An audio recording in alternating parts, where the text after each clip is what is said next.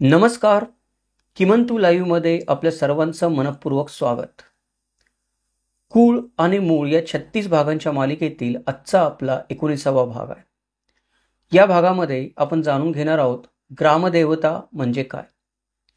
सर्वसाधारणपणे अनेक पारंपरिक समाज आणि संस्कृतींमध्ये ग्रामदेवतेचं मंदिर हे गावाच्या मध्यभागी आणि एका महत्त्वाच्या जागी असतं. ग्रामदेवतेचं मंदिर हे गावाचा एक अविभाज्य भाग असतं. मंदिर हे समाजाच्या आध्यात्मिक केंद्राचं प्रतिनिधित्व करत असतं. तेथे ज्या देवतेची पूजा केली जाते त्याचा गाव आणि तेथील लोकांशी एक विशेष अन्योन्य असा संबंध असतो आणि असं मानलं जातं की हे मंदिर गावाच्या आत्म्याशी एक प्रकारे निगडीत आहे. म्हणजे गावाच्या जीवनमरणाशी, गावाच्या जगण्याशी, गावाच्या संस्कृतीशी मिसळलेलं आहे.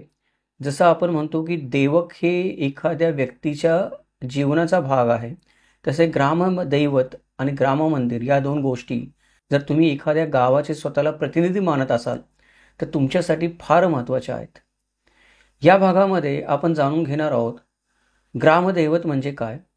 हा थोडा मोठा विषय आहे, म्हणून आपण काय केलं आहे की या विषयाचे 2 भाग केलेत. आजचा आपला जो भाग होता तो आजचा आपला 19वा भाग आणि पुढचा 20वा भाग, अशा 2 भागात आपण हा विषय समजून घेणार आहोत. पहिल्या भागामध्ये आपण जाणून घेणार आहोत ग्रामदैवतेचं महत्त्व. गावाच्या दृष्टीने ग्रामदेवतेचं धार्मिक, सांस्कृतिक आणि व्यावहारिक महत्त्व काय आहे ते थोडक्यामध्ये आपण या भागामध्ये समजून घेण्याचा प्रयत्न करणार आहोत. आणि पुढच्या भागामध्ये आपण जाणून घेणार आहोत ग्रामदेवतेचे वेगवेगळे प्रकार, कुलाचार, फरक आणि सर्वसामान्य जीवनामध्ये ग्रामदेवतेचा काय प्रभाव पडतो एखाद्या व्यक्तीच्या, ते आपण पुढच्या भागात जाणून घेणार आहोत. चला तर मग विषयाला सुरुवात करूयात.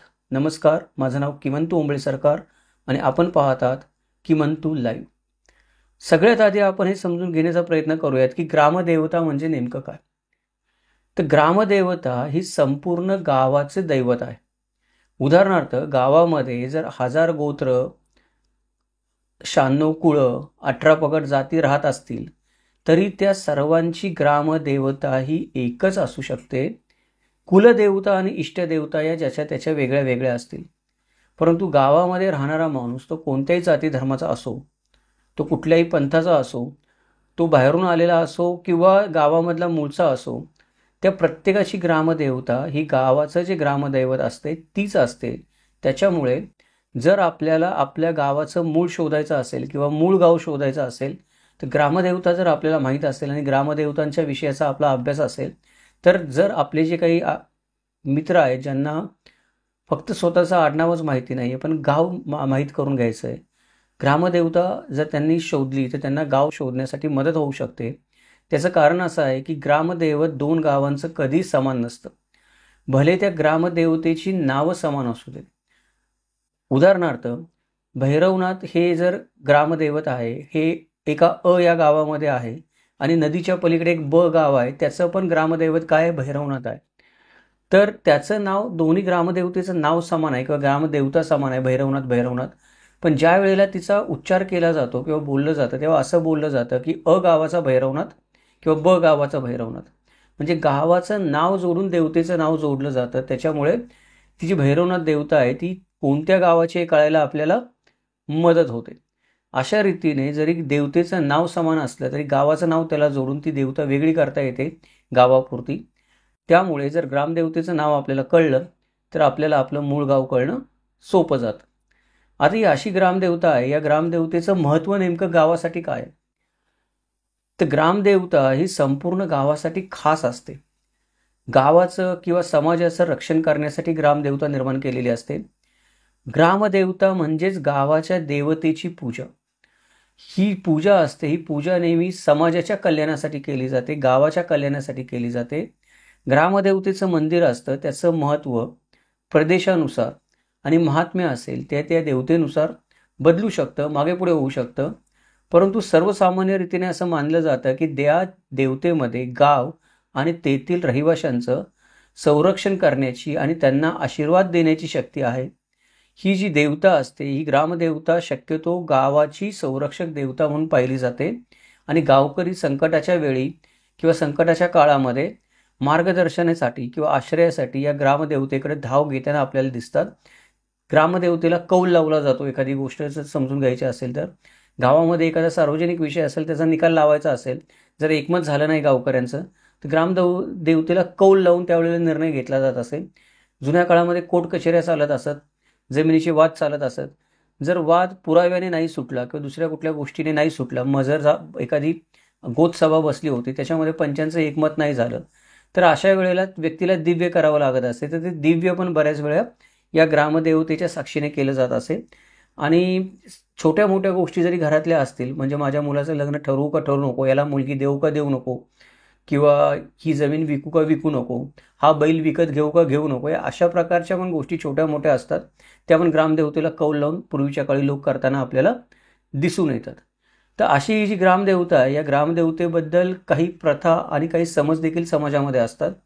सर्वात मोठा समज हा आहे किंवा प्रथा ही आहे की गावावर संकट येऊ नये म्हणून एखाद्या रक्षणकर्त्या देवीची किंवा देवाची स्थापना करून त्याचं मंदिर उभारायचं आणि गावातील सण उत्सव त्या मंदिराच्या साक्षीने पार पाडायचे, अशी पूर्वपार प्रथा आहे. गावगाडा म्हणजे काय, या भागामध्ये आपण बघितलं की गाव कसं वसतं, तर पहिल्यांदा कुणबी येतो, तो जमीन नांगरायला सुरुवात करतो, जमीन लागवडीखाली आणतो.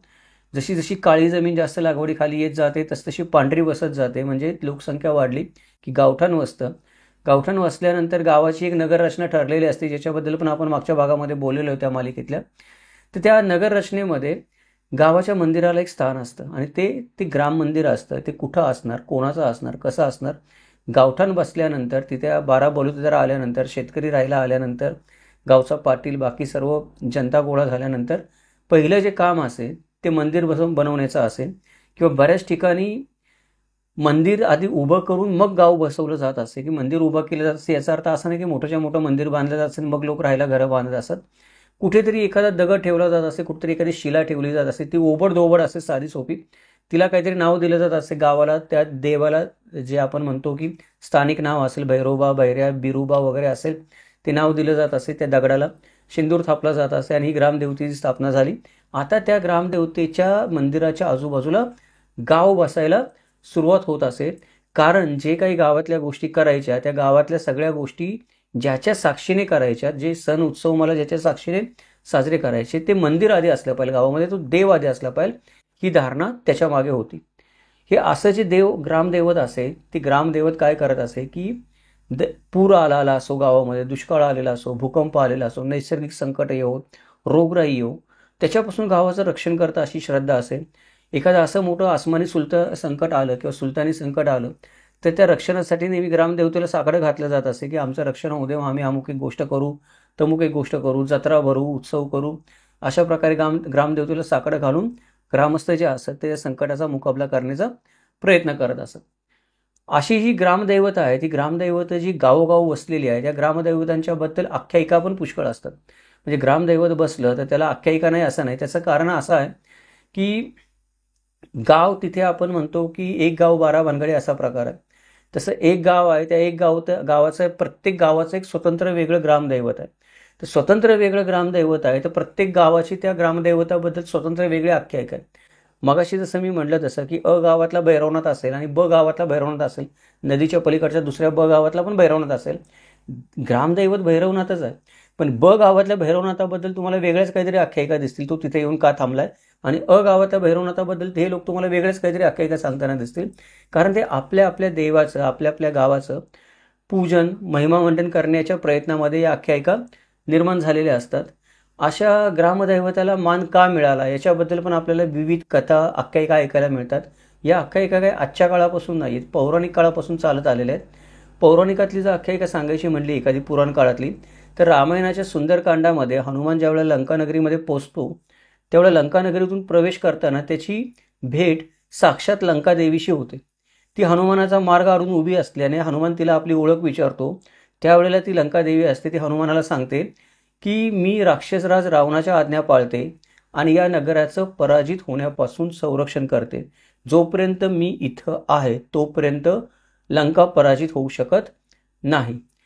हे ऐकल्यानंतर हनुमान तिच्याशी लढायला तयार होतो आणि एक मोठा मुष्टीप्रहार करून लंकादेवीचा पराभव करतो. लंकादेवीचा पराभव झाल्यानंतर लंकादेवी अत्यंत दुःखी होते.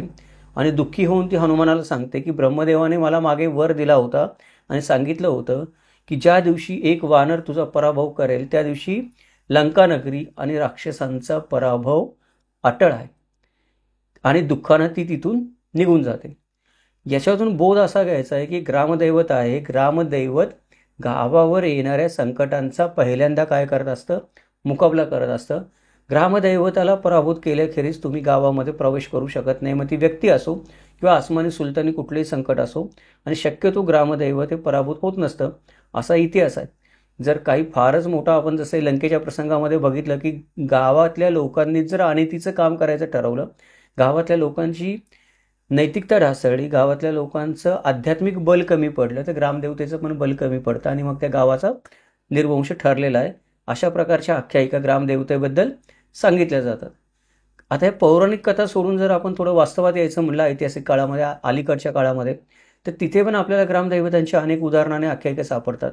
सर्वात नजीकचं जे उदाहरण आहे ते आपल्याला 400-500 वर्षापूर्वी दिसतं की पुणे गावाची जेव्हा रचना केली गेली किंवा पुणे गाव नव्याने वसवलं, त्यावेळेला जिजाबाईंनी पुण्याचं ग्रामदैवत असलेल्या कसबा गणपतीची प्रथम स्थापना केली होती. म्हणजे आधी गणपतीची स्थापना झाली ग्रामदैवत म्हणून, मग नव्याने पुणे वसवलं गेलं. मुंबईचं जे ग्रामदैवत आहे त्या मुंबईचं ग्रामदैवत पण मुंबादेवी ही मूळ कोळ्यांची समाजाची देवता होती, कोळी समाजाची देवता होती. आणि मुंबादेवीचं मंदिर हे 17व्या शतकात बांधल्याचे आपल्याला पुरावे सापडतात. परंतु काही लोक हे 6व्या शतकामध्ये पण मंदिर बांधलं गेलं किंवा काही लोक 600 वर्षापूर्वी मंदिर बांधलं गेलं असं सांगतात.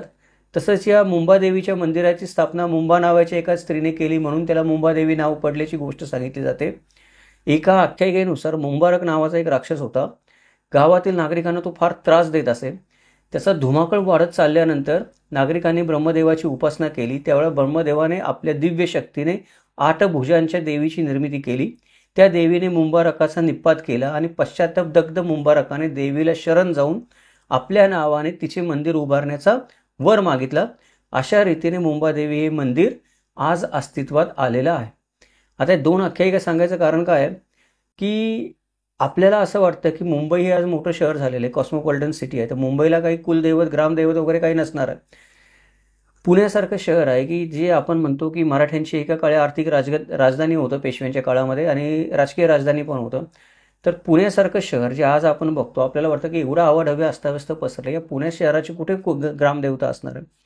पण तुम्ही कुठेही शोधायला गेलात तर तुम्हाला त्या भारत देशामध्ये तरी प्रत्येक गावामध्ये ते किती मोठं कॉस्मोपॉलिटन शहर होतं त्याची ग्रामदेवता सापडणार.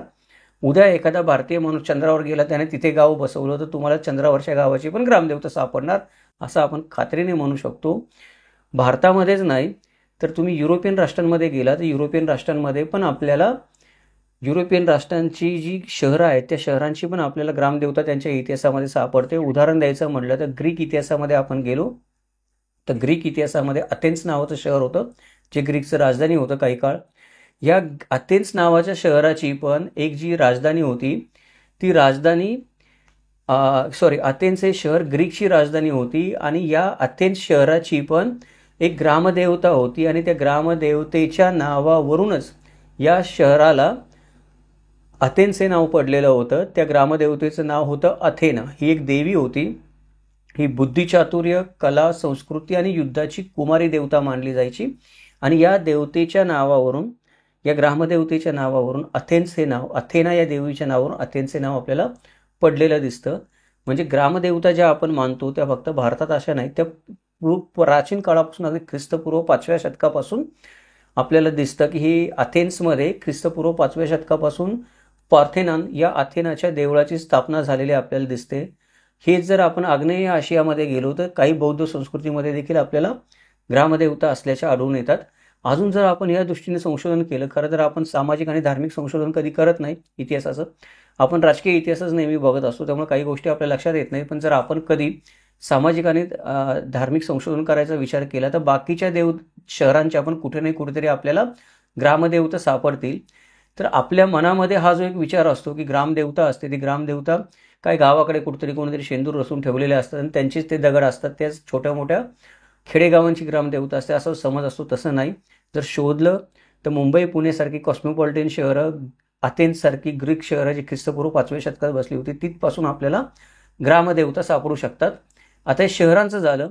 थोडंसं आपण खेड्यांकडे वळूयात, की जिथे गाव तिथे ग्रामदैवत असं म्हटलं जातं. त्यामुळे खेडं आहे तर ग्रामदैवत आहे. तर खेड्यांमध्ये ग्रामदैवताची संकल्पना आहे ती शहरातल्यापेक्षा थोडी वेगळी असते. जर शहरं वगळून आपण लहान गावांकडे आणि खेड्यांकडे गेलो तर आपल्याला असं दिसतं की तिथे ती संकल्पना थोडी बदलते.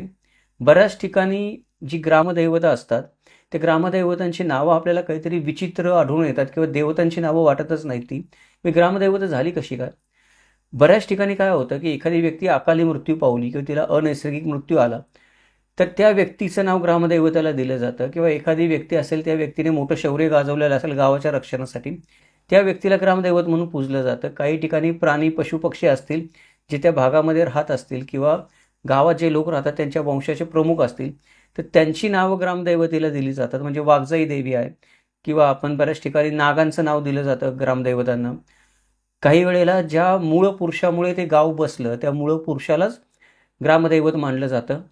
कित्येक ठिकाणी असं होतं की लोकांनी संकटकाळी नवस बोलले असतात. जुन्या काळामध्ये मोठमोठ्या रोगराई येत असतात. रोग का येतात हे लोकांना कळत नसेल. मग लोक संकटकाळी किंवा एखाद्या रोगराईच्या प्रसंगी नवस बोलत असत की देवतेकडे किंवा ग्रामदेवतेकडे नवस बोलत असत की हा आमच्यावरचं संकट दूर होऊ द्या, आम्ही तुझं मंदिर बांधू. ते नंतर पुढे जाऊन ग्रामदैवत होत असे गावाचं. माझ्या स्वतःच्या गावामध्ये पिलीक नावाचं एक देव आहे. त्याची जत्रा एक वेगळी भरते. ते पिलिकाची मला जी आख्यायिका सांगितली, आता खरी खोटी तपासायला लागेल, पण मला लहानपणी जी आख्यायिका सांगितली अशी की प्लेग नावाचा रोग पसरला होता, आटोक्यात येत नव्हता. तेव्हा गावातल्या लोकांनी प्रार्थना केली की ग्रामदेवतेकडे किंवा जी काही देवता असेल गावाची तिच्याकडे की हा रोग आटोक्यात येऊ दे. आम्ही या रोग जो आहे प्लेग जो रोग आहे त्याला ग्रामीण भाषेत पिलीक म्हणतात. या पिलीक रोगाच्याच आठवणीमध्ये आम्ही पिलीक देवाची स्थापना करू आणि नंतर त्याचं मंदिर बांधू. ते गावाच्या मध्यभागी मंदिर आहे आणि त्याला ग्रामदैवता इतकाच मान आहे. तर हे असं असतं की बऱ्याचदा काय असतं की वेगवेगळ्या कारणाने आपल्याला वेगवेगळी ग्रामदैवतं स्थापन झालेली दिसतात. ती काही पुराणातलीच दैवतं असतात दरवेळेला असं नाही. या ग्रामदैवतांची दरवेळेला मोठमोठी मंदिरं असतात असं पण नाही. आजकालच्या काळामध्ये मागच्या 50-60 वर्षामध्ये काही मंदिरांचा जीर्णोद्धार करून त्या ठिकाणी मोठी मंदिरं उभारलेली आपल्या गावातल्या लोकांनी देणगी वगैरे काढून. पण त्याच्या आधी जर आपण पाहिलं की छोटी मंदिरं असतात, छोटे छोटे घुमट असतात त्यांचे, किंवा एखादा माणूस आतमध्ये जाईल पूजा करायला इथपर्यंत त्यांची जागा असते, गाभारा वगैरे. काही जी मंदिरं असतात तिच्यावर छत नसतं की झाडाच्या खाली असतात. बऱ्याचदा झाडाच्या पारावर दगड ठेवलेले असतात, त्याच्या आजूबाजूला बऱ्याचशा विरगळी विखुरलेल्या असतात काही ना काही. अशा रीतीने ती मंदिरं असतात. आजही आपण आदिवासींची ग्रामदेवता बघितल्या तर आदिवासींच्या ग्रामदेवता दगडाच्या पण नसतात, त्या लाकडाच्या असतात. मंदिर तर नसतं, ते लाकडाचे देव कुठे नाही कुठेतरी त्यांनी रचून ठेवलेले असतात. त्यांची ग्रामदेवता असतात ते कडेला झाडाच्या लावून. आजही तुम्हाला भिवंडी साईडला तुम्ही गेला, वाडा साईडला, जव्हार साईडला तुम्हाला हे देव दिसतात. जर तुम्ही शोधले तर दिसणार. ठाण्यामध्ये पण कळवा एरिया आज मोठा एरिया झाला इंडस्ट्रियल इस्टेट, पण तिथे पण तुम्हाला काही देव लाकडाचे रचून ठेवलेले आदिवासींचे अजून कुठेतरी दिसतील. ओळखू येणार नाही, ते कळणार नाहीत लोकांना की जोपर्यंत अभ्यासू माणूस जात नाही तोपर्यंत, पण ते आहेत आजही कुठे नाही कुठेतरी.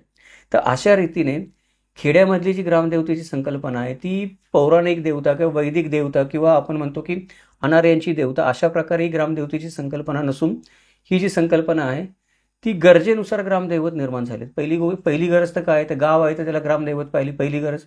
त्याच्यानंतर पुढच्या गरजा, जे काही कारण घडलं असेल ते गावाच्या उत्पत्तीसाठी, ज्याने कोणी ते गावाची उत्पत्ती केली असेल त्याच्या नावाने, देवकाच्या नावाने, रोगराईच्या संकटाच्या नावाने, अशा कुठल्याही नावाने खेड्यामध्ये आपल्याला ग्रामदैवत आढळून येऊ शकतात. आता ग्रामदैवतांचा स्थापनेमागचा हेतू जर आपण बघितला तर हाच हेतू, पहिला हेतू तर आपण मागे बोललोच की आधी देवता स्थापन होणार, मग गाव बसणार आणि त्याच्या साक्षीने सगळ्या गोष्टी होणार. पण मुख्य हा हेतू काय झाला की थोडा व्यावहारिक हेतू झाला.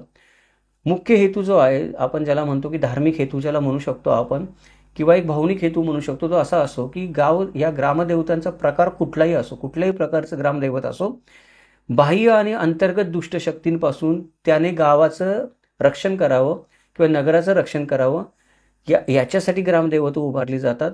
अजून एक हेतू म्हणजे की शत्रूच्या मनामध्ये किंवा ग्रामस्थांच्या मनामध्ये एक प्रकारचा आदरयुक्त भय निर्माण व्हावं, या हेतूने ग्रामदैवतेची स्थापना केली जाते. कारण बऱ्याचदा आपण बघतो की एखादं ग्रामदैवत असतं ते फार उग्र असतं, त्याच्या मंदिराला धक्का लावला, त्याच्या आपण म्हणतो घंटेला धक्का लावला, काही त्याच्या कुळाचारामध्ये फरक पाडला तर कोप होतो देवतेचा, रोगराई पसरते, आजारपण येतात, असं भय असतं.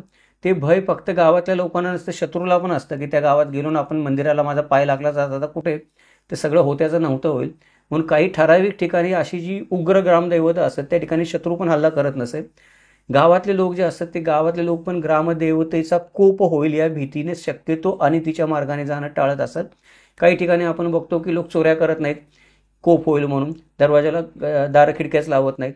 काही ठिकाणी आपण बघतो की लोक पायामध्ये चपलाच घालत नाहीत, ग्रामदेवतेचा कोप होईल म्हणून. अशा काही काही आपल्याला विचित्र प्रथा परंपरा पण, काही गमतीशीर, काही गंभीर, काही श्रद्धा, काही अंधश्रद्धेचं प्रतीक असणाऱ्या प्रथा परंपरा आपल्याला या गावांना जोडलेल्या दिसून येतात. आता हे सगळं झालं प्रथा परंपरेबाबतीत. ग्रामदैवत असण्याचं गावाला फायदा काय होतो, तर या आपण आत्तापर्यंत बघितलं ग्रामदेवतेची स्थापना कशासाठी होते, ग्रामदेवतेचा हेतू काय आहे, फायदा काय ग्रामदेवते. एखाद्या गावामध्ये ग्रामदेवतेचं मंदिर नसेल तर चालणार नाही काय?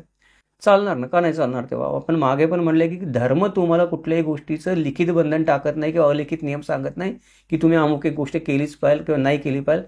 धर्म म्हणतो हे कुळाचार आहेत, या कुळाचाराचे हे संकेत आहेत, करायचे असतील तर करा, नाही तर करू नका, तुमच्यावर आहे. देव मानला तर आहे, नाही तर नाही आहे, ही धर्माची भूमिका आहे. तसं ग्रामदैवत असो गावात असलंच पाहिजे असा काही कुठल्या धर्माचा नियम नाही आहे. नसेल एखाद्या गावाला ग्रामदैवत तरी काही धर्म म्हणत नाही तुमच्या गावाला ग्रामदैवत का नाही आहे म्हणून. पण तरी पण प्रत्येक गावाला ग्रामदैवत असतं, तर ग्रामदैवत असण्यामागे नक्कीच काहीतरी फायदे असणार आहेत. हे फायदे काय ते आपण बघूयात. तर ग्रामदैवत असण्याचे जे मेन मुख्य फायदे आहेत ते दोन प्रकारचे आहेत. एक तर आध्यात्मिक फायदा आहे आणि दुसरा व्यावहारिक फायदा आहे. आध्यात्मिकदृष्ट्या ग्रामदैवत हे देवीशी संबंधित असतं. गावकऱ्यांच्या मनामध्ये शांती आणि सुरक्षिततेची भावना निर्माण करतं. कारण आपल्याला प्रत्येकाला एक छत्रछाया हवी असते. आपल्याला नेहमी असं एक भावना आपल्या मनामध्ये सुरक्षिततेची निर्माण तेव्हा होते जेव्हा मला कळतं की माझ्या डोक्यावर कोणीतरी छत्र धरून आहे, माझ्यावर संकट आलं तर कोणीतरी माझ्या बाजूने लढेल, माझ्यावर संकट आलं तर मी कोणाकडे तरी दाद मागू शकेल, कोणीतरी शक्तिशाली व्यक्ती किंवा देवता माझ्यासोबत आहे जिने ही भूमिका घेतलेली आहे की मी तुझं रक्षण करेल, तिच्या सावलीखाली मी राहतोय, माझं फारसं काय वाईट होऊ शकत नाही किंवा मला कुठलं संकट माझा स्पर्श करू शकणार नाही. ही जी शांती किंवा सुरक्षिततेची एक भावना आपल्या मनामध्ये असणं आपल्या आनंदी जीवनासाठी गरजेचं आहे मानसिकदृष्ट्या. ती भावना ही ग्रामदैवत मंदिर निर्माण करतात की माझ्या गावाचं ग्रामदैवत आहे, त्याला मी नवस केलं आहे, नवस केल्यानंतर तो नवस मी फेडला, ग्रामदैवत माझे रक्षण करेल. लोक नवस करत असत, त्यांची इच्छा प्राप्ती होत असे, ते नवस फेडत असत आणि प्रत्येक येणाऱ्या दिवसागणिक पिढ्यानुपिढ्या लोकांची श्रद्धा ग्रामदैवतावर दृढ होत जात असे. अशा रीतीने आध्यात्मिकदृष्ट्या ग्रामदैवतही गावकऱ्यांच्या मनामध्ये शांती आणि सुरक्षिततेची भावना निर्माण करत असतात. हा ग्रामदैवत असण्याचा फायदा आहे. दुसरा व्यावहारिक फायदा हा आहे की ही जी मंदिरं असतात ग्रामदेवतेची किंवा जी ग्रामदेवता असे, ती गावातल्या होणाऱ्या प्रत्येक गोष्टीची साक्षीदार असे.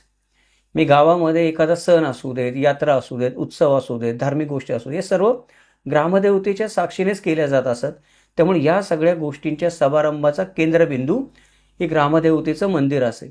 त्यामुळे ग्रामदेवतेची जी मंदिरं असत ती गावकऱ्यांसाठी उत्पन्न किंवा रोजगाराचे मोठे स्रोत होत असत. कारण ग्रामदैवत असत, ही ग्रामदैवत यात्रेकरू किंवा अभ्यागत असत, पाहुणे असत किंवा अभ्यासक असत, यांच्यासाठी आकर्षणाची मोठी केंद्र असत. आजही नाही, जुन्या काळातही असत की एखाद्या गावाचं एखादं ग्रामदैवत आहे तर ते बघायला लोक येत असत किंवा एखाद्या गावी एखादं वैशिष्ट्यपूर्ण मंदिर आहे तर एखादा माणूस वाटवाकडी करून तिकडे येत असेल. अशा रीतीने ग्रामदैवताचे जे वेगवेगळे घटना होत असत किंवा उत्सव समारंभ चालत असत, त्यातून रोजगाराच्या संधी निर्माण होत असत. अनेक लोकांना बाहेरूनचे लोक येत असतात आकर्षणाचं केंद्र म्हणून, त्यातून रोजगाराच्या संधी निर्माण होत असत. त्याच्यामुळे स्थानिक अर्थव्यवस्थेमध्ये पण ग्रामदेवतेचं मंदिर मोठं भर टाकत असे. आजही आपण जर पाहिलं तर काही ग्रामदेवतांची मंदिरं आपल्याला दिसतात की जी आधी नव्हती मोठी, पण आज त्या ठिकाणी मोठं आपल्याला त्यांचं एक महात्म्य निर्माण झालेलं दिसतं. कोणाकोणाच्या नावाने पण लोकांनी ग्रामदेवतेची मंदिरं स्थापन केलेत. काही तर संत अलीकडच्या काळामध्ये मला 10-20 वर्षामध्ये निर्माण झालेले दिसतात. मागं नव्हते ते, त्यांना संत म्हणावं का नाही हा पण विषय आहे. परंतु त्या संतांनाच नंतर ग्रामदेवतेचा मान लोकांनी दिलेला दिसतो की ग्रामदेवतेची जागा या नंतर निर्माण झालेल्या संतांच्या मंदिरांनी घेतलेले आहे. त्यातले काही तथाकथित आहेत, काही खरोखरच समाजाच्या हिताचं काम करणारे लोक आहेत, नाहीत असं नाही. परंतु अशा रीतीने ग्रामदेवतेची मंदिरं हळूहळू मोठ्या प्रमाणात त्यांचं महात्म्य वाढलं की त्या गावाची ओळखच ग्रामदेवतेचं मंदिर होऊन जातं. अनेक लोक भाविकांचा ओढा तिकडे वाढला, भाविकांचं येणं जाणं वाढलं किंवा त्या ठिकाणी मोठ्या प्रमाणात रोजगाराच्या संधी निर्माण होतात. तर अशा रीतीने आर्थिक अर्थकारणामध्ये पण ग्रामदैवत जे असतं ते स्वतःचं योगदान देत असतं. अजूनही ग्रामदैवत जे असतं त्याचे सांस्कृतिक आणि प्रथा परंपरांच्या दृष्टीने पुष्कळ फायदे असतात. सगळ्यात महत्त्वाची गोष्ट ग्रामदैवताची ही असते की जे काही म्हणून गावामध्ये होतं ते सर्व ग्रामदैवताच्या साक्षीने होतं. पूर्वीच्या काळी 3च जागा असत ज्या ठिकाणी लोक जमत असत. एक म्हणजे चावडी, जिथे गावाचे सर्व निकाल वगैरे लागत असत, पाटलाची चावडी म्हणतो आपण. दुसरी गोष्ट म्हणजे ग्रामदैवत, जिथे ग्रामदैवताच्या आजूबाजूला कट्ट्यावर पारावर बसून लोक गप्पा मारत असत. आणि तिसरी गोष्ट म्हणजे तुम्हाला शेतीशी संबंधित काही सण समारंभ साजरे करायचे असतील तर शेताच्या बांधावर लोक जाऊन ते सण समारंभ साजरे करत असत. अगदी तमाशा जरी भरवायचा असेल यात्रे जत्रेमध्ये तर तो ग्रामदैवताच्या देवाच्या समोरच भरवला जातो. आणि तमाशाकडे त्यावेळेला लोककला म्हणून पाहिला जात होता. आज जे आपण बारबाराचं आणि हिडीस स्वरूप आपल्याला आलेलं आहे, आपण पाहतो तमाशांच्या लावणीच्या कलेला, ते त्या काळामध्ये नव्हतं. त्यामुळं मोठमोठे आपण म्हणतो की जागरण होत असत, गोंधळ होत असत, तमाशाचा फड लावत असे, लावणीचे बार भरत असे, हे पण ग्रामदेवतेच्या साक्षीने ग्रामदेवतेच्या मंदिराच्या आवारातच भरत असत. त्यामुळं स्थानिक परंपरा जपण्यामध्ये आणि चालीरीती जपण्यामध्ये या ग्रामदेवतेच्या मंदिराचा मोठा वाटा असेल. ग्रामदेवतेच्या मंदिराला स्मरून त्याच्या आशीर्वादाने या गोष्टी केल्या जात असत. हे सगळं जे ज्ञान असे की या सगळ्या ज्या घटना ग्रामदेवतेच्या साक्षीने घडत असतात, त्या घटना पूर्वीच्या काळी जे ग्रामस्थ असतात ते ग्रामस्थ स्वतःच्या मनामध्ये, स्वतःच्या मेंदूमध्ये नोंदवून ठेवत असत आणि पिढ्यानुपिढ्या ते पुढच्या पिढीला दिलं जात असेल की ह्या प्रथा आपल्या ग्रामदेवतेच्या आहेत. त्यानंतर वेगवेगळ्या ज्या नवीन ज्ञानाच्या गोष्टी होत असतात, वेगवेगळे समाजसुधारक येत असतात, साधू संत येत असतात गावामध्ये लोकांना उपदेश करायला, गाडगे बाबा येत असतात स्वच्छतेचा संदेश सांगायला. ते अशा पद्धतीचे जे फिरते साधू संत, आवले, फकीर येत असतात. हे लोक पण काय करत असत, ग्रामदेवतेचा आशीर्वाद घेऊन ग्रामदेवतेच्या मंदिरामध्ये बसून लोकांना उपदेश करत असत. त्यामुळे ज्ञान देखील लोकांचं वाढत असे. गावाचं मंदिर होते, गावाचं मंदिर सामाजिक आणि राजकीय संमेलनाची जागा असते, जिथे गावकरी येऊन वेगवेगळ्या समस्यांवर चर्चा करतात, संपूर्ण समाजावर परिणाम करणारे निर्णय घेतात. जे निर्णय होऊ शकत नाही त्याच्यासाठी ग्रामदेवतेला कौल लावतात, मागाशी मी सांगितलं, आणि ग्रामदैवता जो कौल देईल तो निर्णय स्वीकारला जातो. अशा पद्धतीने ग्रामदेवतेचं जे मंदिर आहे ते ग्रामदेवतेचं मंदिर एक प्रकारे आपण ज्याला आजच्या भाषेत डेटाबेस म्हणतो, तसा गावाचा सांस्कृतिक डेटाबेस आहे, गावाच्या ज्ञानाचा डेटाबेस आहे. आजही जर तुम्हाला गावाबद्दल माहिती हवी असेल तर तुम्ही काय करा की ज्या दिवशी त्या गावाची यात्रा भरते त्या दिवशी तिथे जा. यात्रेच्या दिवशी तुम्हाला तिथे 18 पगड जातीचे 1760 लोक भेटतील. प्रत्येकाकडे तुम्हाला ग्रामदेवतेबद्दल, गावाबद्दल सांगण्यासाठी काही ना काहीतरी आहे. हे का घडतं की आजही यात्रा जत्रा चालू आहेत, त्यानिमित्ताने लोक एकत्र येतात, प्रत्येकाकडे काही ना काहीतरी ज्ञान आहे गावाचं, प्रथा परंपरांचं, ते आपल्याला मिळतं. म्हणजे ग्रामदेवतेचं मंदिर हे अशा प्रकारे एक सर्व्हर म्हणू शकतो आपण की जिथून सर्व मुख्य डाटा गावाचा पिढ्यानुपिढ्याचा साठवला गेला आहे. आपण जर जाऊन तिथे कनेक्ट झालो तर आपल्याला तो डाटा मिळायला मदत होते. फक्त ज्या वेळेला सगळे लोक एकत्र येतात त्यावेळेला आपण गेलं पाहिजे. लग्न समारंभ असेल मोठा किंवा यात्रा जत्रा असेल म्हणलं मी, किंवा अजून एखादा कार्यक्रम असेल राजकीय, ज्यावेळेला सर्व गावकरी एकत्र येतात. गणपती उत्सव असतो, कोकणामध्ये तुम्ही गेला तर गणपती उत्सवाला सर्व गावकरी एकत्र येतात गावामध्ये, त्यावेळेला पण ग्रामदैवतेची पूजा बांधली जाते. तर अशा प्रकारे हे ग्रामदेवतेच्या मंदिराचं एक मोठं महात्म्य जसं आध्यात्मिक आहे तसं एक व्यावहारिक महात्म्य पण आहे की ज्ञानाचा एक मोठा सागर किंवा ज्ञानाचा एक डेटाबेस किंवा सर्व्हर म्हणून ग्रामदेवतेचं मंदिर काम करत असतं.